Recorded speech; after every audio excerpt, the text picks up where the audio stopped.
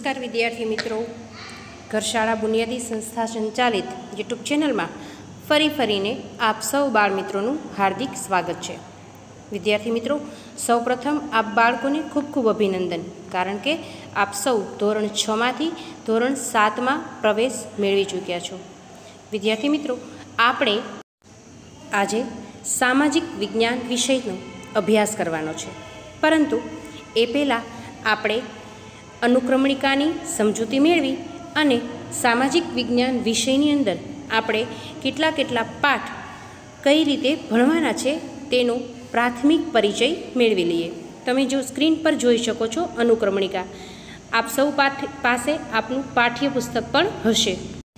मित्रों, गया वर्षे पण मैं आप सौने समजूती आपी हती कि सामाजिक विज्ञान विषय छे ए 3 विभागोथी रचायेलो छे, जेनी अंदर इतिहास, भूगोल अने नागरिक। हवे तमे अनुक्रमणिकानी अंदर 18 पाठ जुओ छो।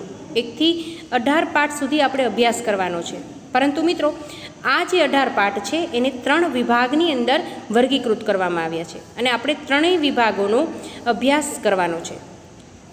हवे कया पाठ इतिहासना छे, भूगोळना छे, तेना विषे पण आपणे समजूती मेळवीए अने त्यारबाद आपणे आपणो पहेलो पाठ जेनो अभ्यास छे शरू करीए। जो अहीं स्क्रीन पर मैं तमने समझावा माटे नोंध करेली छे कि इतिहासनी अंदर केटला पाठ छे, तो कि 1 થી 8 पाठ छे इतिहासना छे।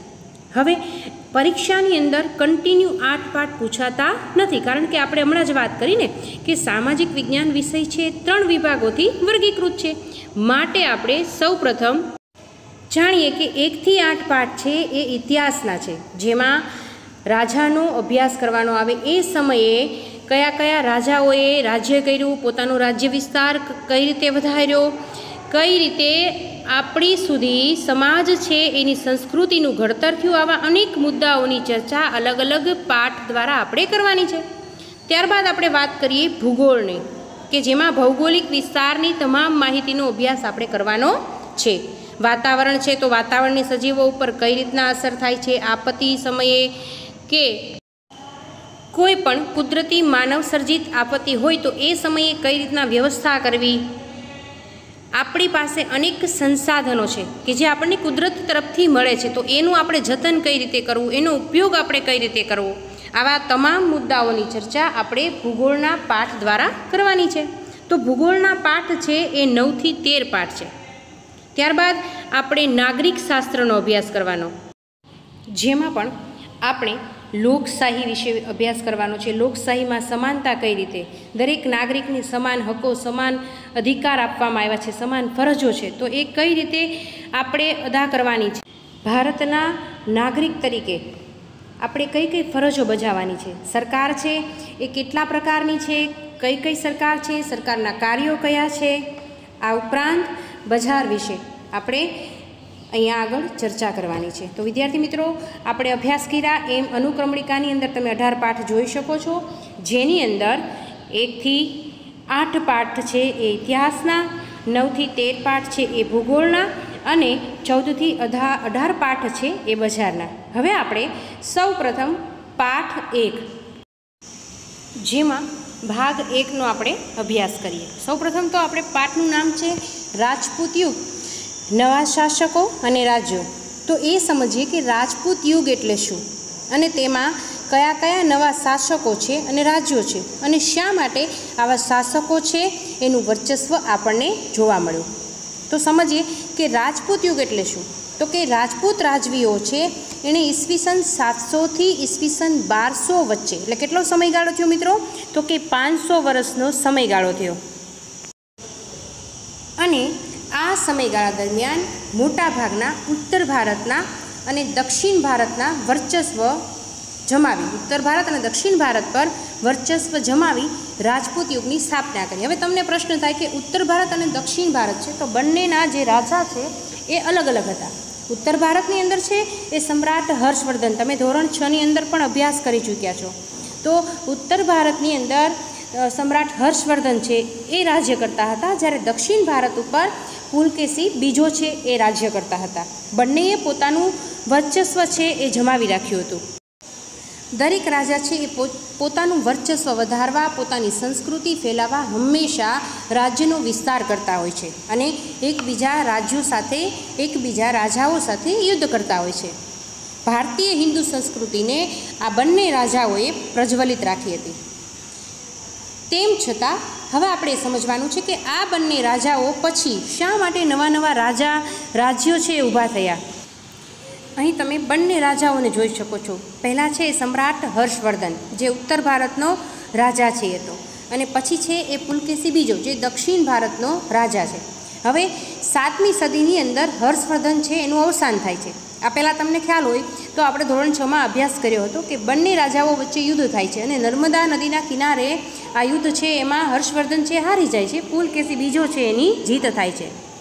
હવે 7મી સદીની અંદર હર્ષવર્ધન જેનું અવસાન થાય છે, ત્યારબાદ ઉત્તર ભારતનું જે વિશાળ સામ્રાજ્ય છે એને નાના નાના સ્વતંત્ર રાજ્યોમાં વિભાજન થયું. શા માટે? તો કે દરેક રાજાઓ છે પોતાનો રાજ્ય વિસ્તાર કરતા અને અંદરો અંદર યુદ્ધ છે એ કરતા. આ આપણે વાત કરી ઉત્તર ભારતના રાજ્યની. શા માટે ઉત્તર ભારતનું રાજ્યની વાત કરી? તો કે હર્ષવર્ધન છે કયા રાજ્યનો રાજા હતો? તો કે ઉત્તર ભારતનો. ઉત્તર ભારતના રાજ્યો આ રીતે જોવા મળે છે. હવે એ જ રીતે પુલકેશી બીજો છે એનું અવસાન થાય છે અને પુલકેશી બીજો છે એ ક્યાંનો રાજા હતો? તો કે દક્ષિણ ભારતનો. તો એ જ રીતે દક્ષિણ ભારતમાં પણ સ્વતંત્ર રાજ્યો છે એ બન્યા. તો આ જે બંને વચ્ચેનો જે સમયગાળો છે મધ્યયુગનો, એને આપણે ભારતીય ઇતિહાસમાં રાજપૂત યુગ તરીકે ઓળખીએ છીએ. ખ્યાલ આવી ગયો મિત્રો? ઉત્તર ભારતનો રાજા છે એ હર્ષવર્ધન હતો, જ્યારે દક્ષિણ ભારતનો રાજા છે એ પુલકેશી બીજો હતો અને બંનેના જે મધ્યયુગનો સમયકાળ છે એને આપણે ભારતીય ઇતિહાસમાં રાજપૂત યુગ કહીએ છીએ. અને એ જ સમયકાળ કયો થયો આપણે શરૂઆતમાં સમજ્યા તો કે ઈસવીસન 700 થી ઈસવીસન 1200 વચ્ચેનો સમયગાળો, 500 વર્ષનો સમયગાળો. રાજપૂત શબ્દનો અર્થ શું થાય? તો કે રાજપુત્ર. બરાબર.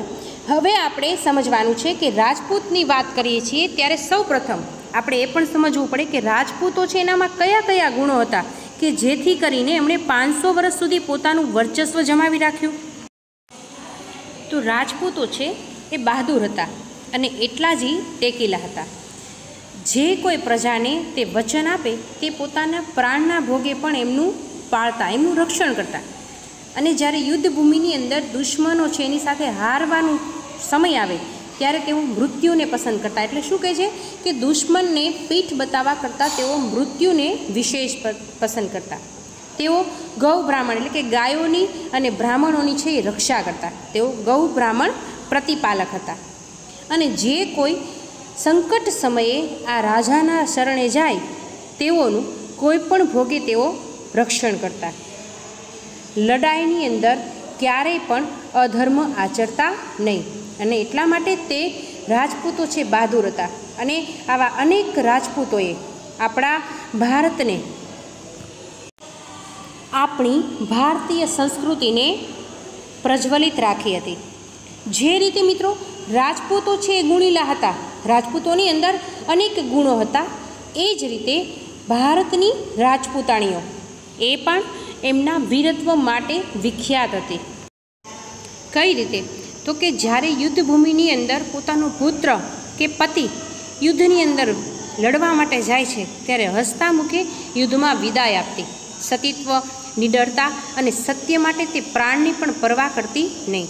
જ્યારે યુદ્ધભૂમિની અંદર કોઈ રાજાને જરૂર પડે છે ત્યારે પોતે હાથમાં તલવાર લઈને રણ મેદાનની અંદર નીકળી પડે છે. અને આવી અનેક વીરાંગનાઓ છે એના ઉદાહરણો આપણને આજે ભારતમાં જોવા મળે છે.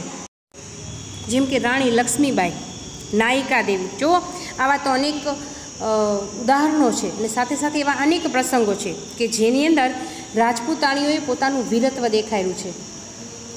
આ રીતે આપણે જોઈએ તો રાજપૂતો છે અને સાથે સાથે રાજપૂતાણીઓ છે એનામાં કેવા કેવા ગુણો હતા. રાજપૂતાણીઓ એ સમયે પણ શાસ્ત્ર અને શસ્ત્રનો અભ્યાસ કરતી. આજે પણ દરેક ક્ષેત્રની અંદર મહિલાઓ છે એ પુરુષ સમવળી બની છે. દરેક ક્ષેત્રની અંદર તમે સ્ત્રીઓનું સ્થાન જોવા મળે છે. ત્યારે એ જ સમયે કે જ્યારે રજપૂતો છે એ રાજ્ય કરતા હતા ત્યારે રાજપૂતાણીઓ પણ શસ્ત્ર અને શાસ્ત્રનો અભ્યાસ કરતી અને પોતાની જે આવડત છે અને સાથે સાથે નારી શક્તિને જીવંત રાખતી. તો મિત્રો, આપણે વાત કરી રાજપૂતો અને રજપૂતાણીઓના ગુણોની. તમને ટૂંકમાં પ્રશ્નોની અંદર 2-3 વાક્યના પ્રશ્નોની અંદર આવા પ્રશ્નો છે એ પૂછાઈ શકે કે રજપૂતોના ગુણો છે એ જણાવો. હવે આપણને સમજાય કે રાજપૂતો છે એણે 500 વર્ષ સુધી ભારતને વિદેશી આક્રમણોથી બચાવ્યા. ભારતના મધ્યયુગીન ઇતિહાસની અંદર આવા રણધીરા રાજપૂતો છે એની વીરતા, સાહસ અને શૌર્યના અનેક પ્રસંગો છે જોવા મળે છે. આપણે 7મી સદીનો જે અંત કીધો કે 7મી સદીની અંદર હર્ષવર્ધન છે અવસાન પામે છે, તો 7મી સદીના અંતમાં સામંતશાહી શક્તિનો ઉદય થાય છે અને ભારત છે એ અનેક નાના મોટા ટુકડાઓમાં વહેંચાય છે. જો સામંત શબ્દ તમારી માટે નવો આવ્યો, સામંત એટલે શું? તો આપણે સમજ્યા હતા એ વખતે કે રાજા છે એ કર ઉઘરાવવા માટે કોઈ એક વ્યક્તિને નિમતો અને એમાંથી અમુક ભાગ છે પોતાની પાસે રાખતો, તો એ જે વ્યક્તિ છે એને સામંત કહેવામાં આવે છે. હવે પોતે જે પોતાની પાસે કરનો જે ભાગ રાખતો એમાંથી જ્યારે રાજાને કોઈ લશ્કરી દળની જરૂર પડે છે યુદ્ધ સમયે, ત્યારે રાજાને મદદ કરતો. તો હવે તમને ખ્યાલ આવી ગયો છે કે સામંત એટલે શું.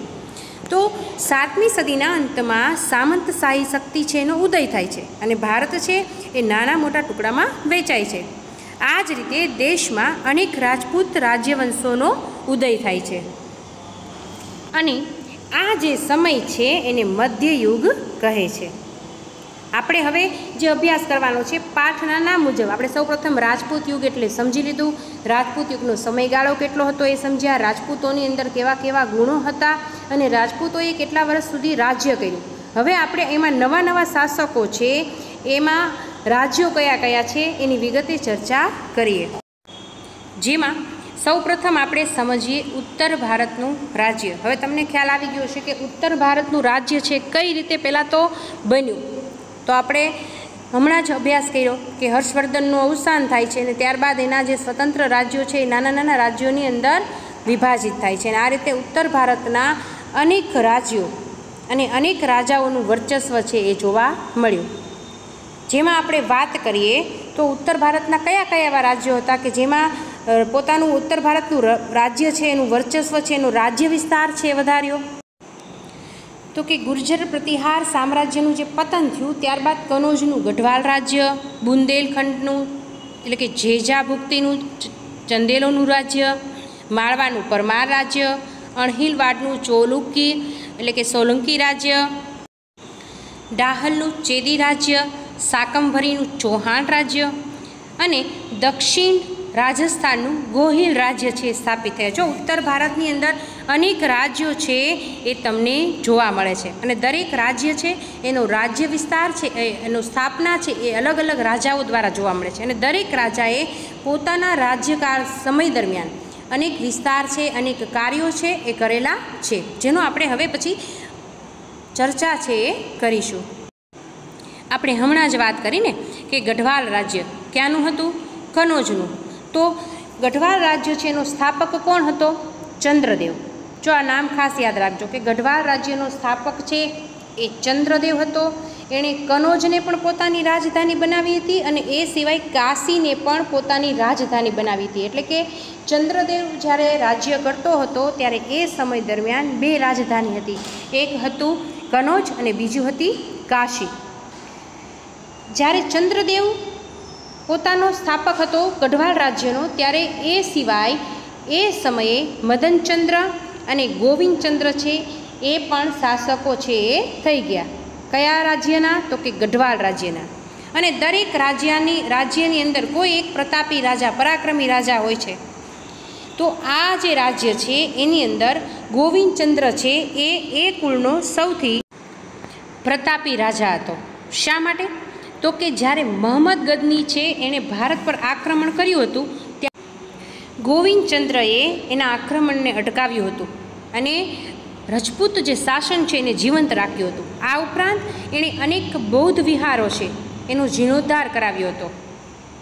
આ વાત થઈ ગઢવાલ રાજ્યની, જેનો સ્થાપક ચંદ્રદેવ, તેમાં અન્ય 2 શાસકો મદનચંદ્ર, ગોવિંદચંદ્ર, જેમાં સૌથી પ્રતાપી રાજા હતો ગોવિંદચંદ્ર. હવે આપણે આ જ રીતે ઉત્તર ભારતનું બીજું રાજ્ય કયું? તો કે બુંદેલખંડના ચંદેલો. બુંદેલખંડ છે એનું આપણે હમણાં વાત કરી કે જેજાભુક્તિ નામથી એ ઓળખાય છે.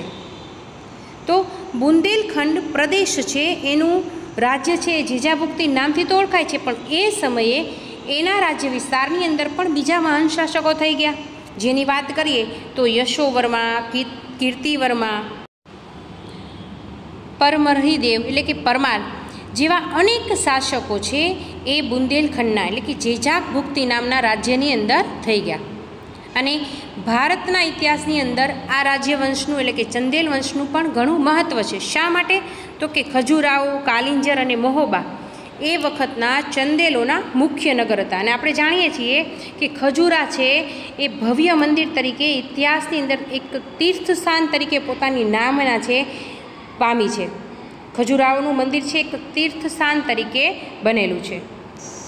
આ ઉપરાંત પણ ચંદેલોએ બુંદેલખંડમાં મહાન ધાર્મિક મકાનો અને જળાશયો બંધાવીને ચંદેલખંડને સુશોભિત બનાવ્યું હતું. આ તો આપણે વાત કરી ગઢવાલ રાજ્યની, જેજાભુક્તિ રાજ્યની. હવે આપણે વાત કરવાની છે આવા જ એક રાજ્યની, પરમાર વંશની. પરમાર વંશની સ્થાપના છે એ કૃષ્ણ રાજે કરી હતી અને ઈસવીસન 820માં. માળવાનો પ્રદેશ પ્રાચીન કાળથી અવંતી અથવા ઉજ્જૈનીના રાજ્ય તરીકે જાણીતો છે. અને આ જ માળવાનો પ્રદેશ એટલે કે પરમાર વંશનું રાજ્ય, પરમાર વંશની સ્થાપના કોણે કરી હતી? તો કે કૃષ્ણ રાજે કરી હતી. અને ક્યારે કરી હતી? તો કે ઈસવીસન 820માં. જેમ મિત્રો ગઢવાલ રાજ્યના સ્થાપક બીજા થઈ ગયા, શાસકો બીજા થઈ ગયા, બુંદેલખંડ રાજ્યના બીજા શાસકો થઈ ગયા, એ જ રીતે માળવાનું જે પરમાર વંશનું જે રાજ્ય છે, પરમાર વંશના જે શાસકો છે એની અંદર પણ આવા અનેક શાસકો જેમ કે સિયપ, મુંજ, રાજા ભોજ જેનો સમાવેશ છે એ જોવા મળે છે. તમે સ્ક્રીન પર રાજા ભોજના ચિત્રને, રાજા ભોજના ફોટાને જોઈ શકો છો. આ જ રાજા ભોજ છે, એમને પરમાર વંશની અંદર એટલે કે ભોજ છે એ સૌથી શ્રેષ્ઠ રાજા હતો. રાજા ભોજ છે એ સૌથી શ્રેષ્ઠ હતો અને તેમણે પોતાના ભારતના ઇતિહાસની અંદર એક આદર્શ લોકપ્રિય રાજા તરીકેની ખ્યાતિ છે પામી હતી. શા માટે રાજા ભોજે આવી ખ્યાતિ પામી હતી? તો કે રાજા ભોજ છે એણે ધારાનગરીની અંદર એક મહાશાળાની સ્થાપના કરી હતી. સાથે સાથે અત્યારનું જે ભોપાલ છે એ સમયે એવું ભોજપુર નામનું નગર છે વસાવ્યું હતું. અત્યારે જેને આપણે ભોપાલ કહીએ છીએ એ સમયનું ભોજપુર નગર હતું. એ પણ રાજા ભોજે છે એ વસાવ્યું હતું. તો મિત્રો આજે આપણે સૌપ્રથમ કયો અભ્યાસ કર્યો? તો કે સૌપ્રથમ આપણે રાજપૂત યુગથી પરિચિત બન્યા કે રાજપૂત યુગ એટલે શું. ત્યારબાદ બંને જે રાજાઓ છે એમણે એમના શાસકો દરમિયાન નવા જે રાજ્યો ઊભા કર્યા, પરંતુ આ જે શાસકો છે રાજપૂતો છે એમના ગુણો કેવા હતા, રાજપૂતાણીઓના ગુણો કેવા હતા, એમની વીરાંગના છે, એમનું વીરત્વ છે, એમની નિડરતા છે એ કઈ રીતે હતી, એમનામાં કયા કયા ગુણો છે હતા તેમનો અભ્યાસ કર્યો. અને ત્યારબાદ આપણે ઉત્તર ભારતના અનેક રાજ્યો છે જે પૈકી આજે આપણે માત્ર 3 રાજ્યનો અભ્યાસ કર્યો છે. કયા કયા? તો કે ગઢવાલ રાજ્ય, બુંદેલખંડ એટલે કે જેજાભુક્તિનું રાજ્ય અને પરમાર વંશનું રાજ્ય એટલે કે માળવાનું પરમાર વંશનું રાજ્ય. આટલા રાજ્યોનો આપણે આજે અભ્યાસ કર્યો છે. તમે આખા વિડીયોને ફરીથી અભ્યાસ કરજો, વારંવાર અભ્યાસ કરજો મિત્રો, જેથી કરી તમને દરેક મુદ્દાઓ છે એ યાદ. અને આપણે જે રાજ્યોના નામ લખ્યા, એમના અનેક શાસકોના નામ લખ્યા, એમના નામની પણ તમે ખાસ નોંધ રાખજો. કારણ કે સમગ્ર પાઠની અંદર અને જ્યારે ઇતિહાસના પાઠ આપણે ભણીએ છીએ ત્યારે આવી તમામ માહિતી આપણે યાદ રાખવી જરૂરી છે. ફરીથી આપણે મળીશું, ત્યાં સુધી રજા લઈશ. આવજો.